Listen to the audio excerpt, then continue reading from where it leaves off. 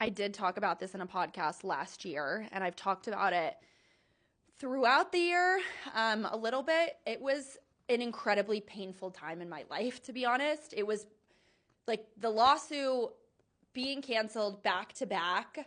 And like, don't get me wrong, I'm no Kim Kardashian, right? Like, why did this happen to me? I don't know. Why did I post that tweet? I don't know. Why did I run that thing and had no fucking idea that you have to sign up for marathons? I don't know. You don't know everything, right? But like, I look back on that, and to be honest, obviously I take full accountability and like wish I had known what I didn't know at the time. But I look back on that and I just give myself a lot of credit that I got through it. I don't know how I got through it. You know, no one teaches you how to go through that stuff.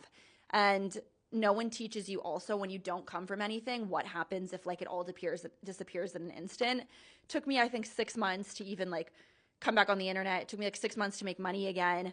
But it was a traumatic experience. I mean, I had 9 million people telling me to kill myself. I had death threats. I had people going to my parents' house. Like it was awful.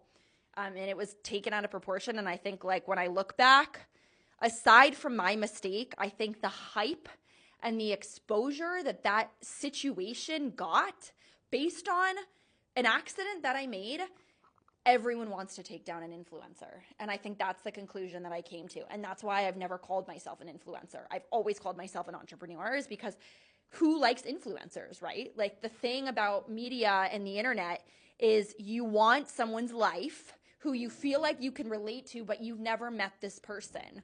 And so there's a lot of shame and anger, I think, from like people who don't pursue this or post this on the internet, because a lot of people wish they could do this thing called influencing, when in reality, that's why I've always called myself an entrepreneur, not an influencer. The harsh reality is like, this is not this fun, amazing thing, you know? Like it's a lot more fun to be an influencer as a hobby than it is to do it as a full-time job. And that's why I have a fully other company that like pays my bills, because of what happened. Like I would just never want to rely on the internet again, to be in my corner.